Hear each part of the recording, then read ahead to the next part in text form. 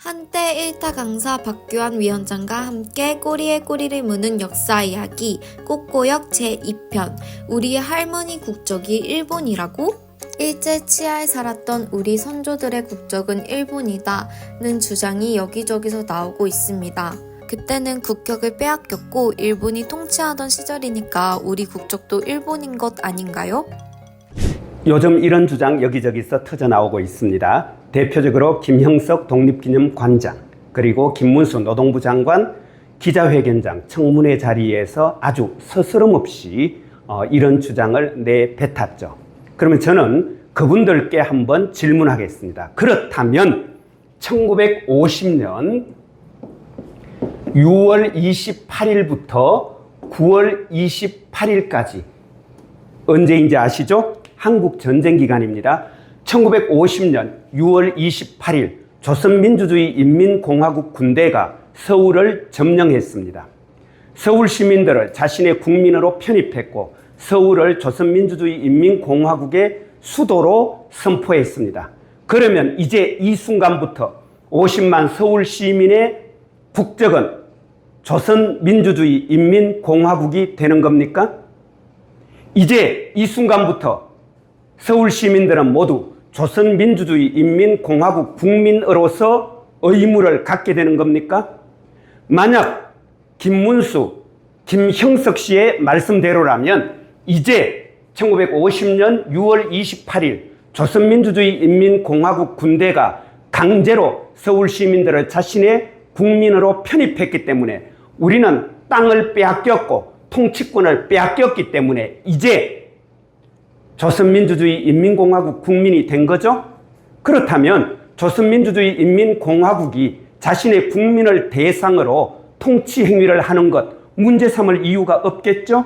조수왕 선생님, 김규식 선생님, 지금까지 우리는 납북되었다고 얘기했는데 정부가 자기 국민을 대상으로 강제로 데려가든 모셔가든 그것에 대해서 우리가 시비해야 될 근거가 없겠죠? 조선일보 사주 방응모 선생 역시 끌려갔죠. 그러나 그것 역시 조선민주주의인민공화국이 자국 국민에 대해서 통치 행위를 한 것이니까 시비 삼을 이유가 없겠죠. 과연 그렇습니까?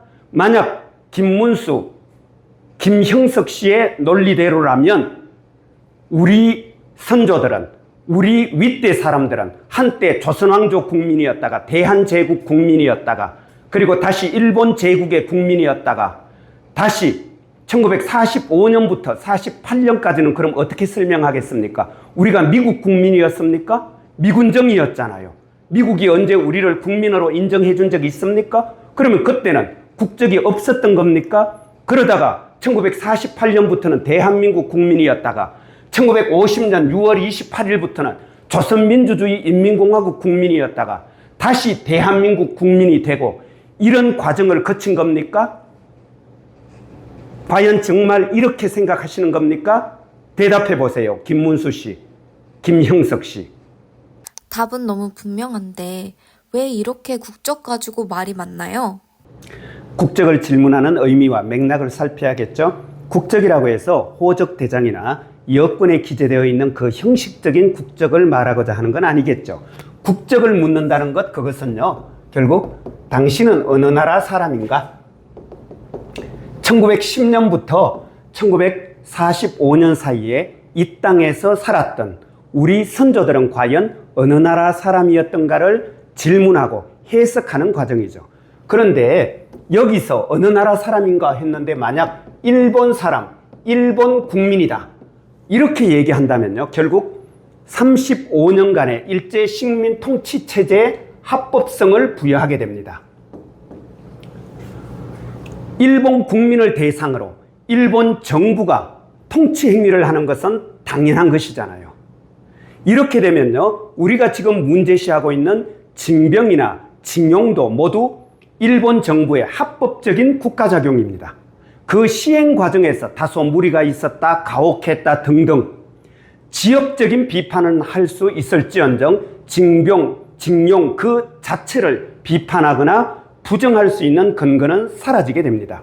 김문수, 김형석 씨의 주장은 결국 일제 통치가 합법적이었다. 자국 국민을 대상으로 하는 합법적 통치 행위가 35년 동안 조선 땅에서 한반도에서 일어났다.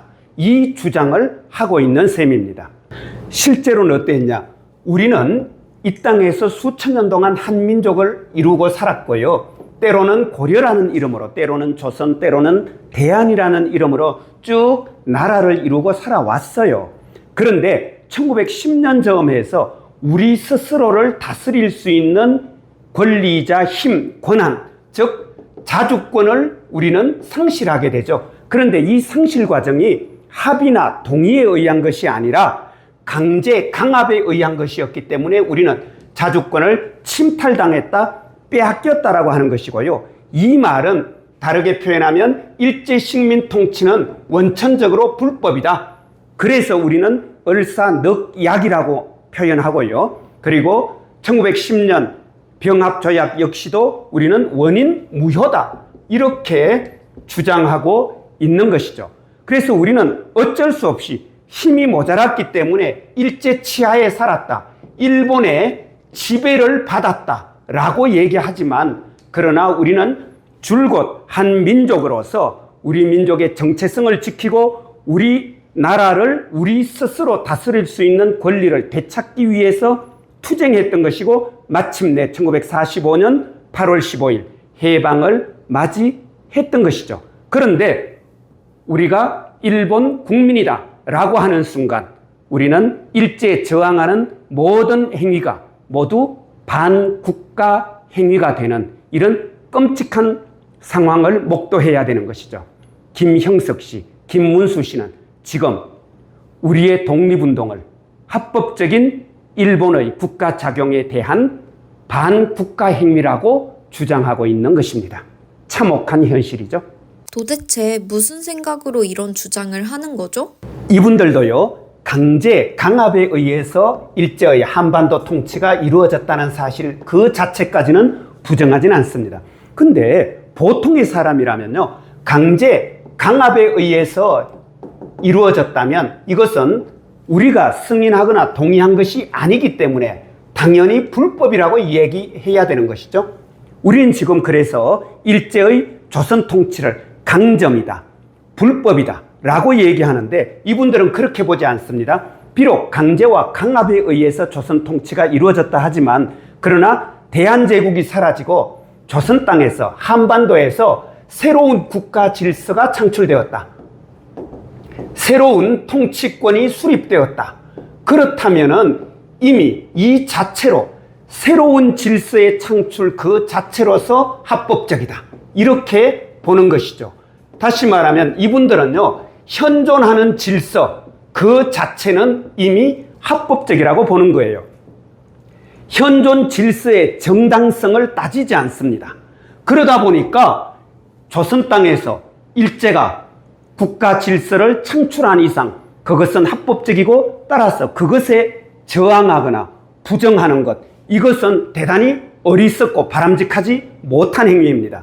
그래서 이분들은 종종 그런 말 하죠. 일제에 저항하는 것이 예외적이다. 일제에 적응하고 일제 통치에 순응하는 것, 그것이 정상적인 행위라고 주장하게 되는 것이죠. 바람직함, 정당성 여부를 따지지 않습니다. 힘 그 자체, 실력 그 자체를 질서의 원천으로 여기는 것이죠. 그러다 보니까 이분들은 어떤 행태를 보이느냐? 일제에 빌붙습니다. 힘 있는 일제. 그러다가 미군이 들어오면 미군에 빌붙습니다. 대한민국 정부 수립됐습니다. 이승만 정부에 빌붙습니다. 조선민주주의 인민공화국 군대가 내려옵니다. 조선민주주의 인민공화국 만세를 부르는 것이죠. 전형적인 기회주의자들입니다. 이분들은요, 이웃이라든가 공동체에 대한 관심, 배려, 가치 없습니다. 오로지 나의 이익, 자신 일신의 영달을 위해서 그때그때 요리조리 상황을 이용하고 기회주의적으로 행동하는 것이죠. 그래서 김형석 씨, 김문수 씨의 삶을 보세요. 그렇지 않습니까? 얼마 전까지 윤석열 시뻘겋하고 윤석열 그렇게 부정하고 비판했던 사람이 지금 어디에 가 있습니까? 힘 있는 곳에 빌붙는 그 기회주의적 속성이 결국은 일제의 식민 통치를 합법화하는 이런 참담한 주장을 스스럼 없이 내뱉는 이런 극단적인 상황으로까지 치달은 것이죠.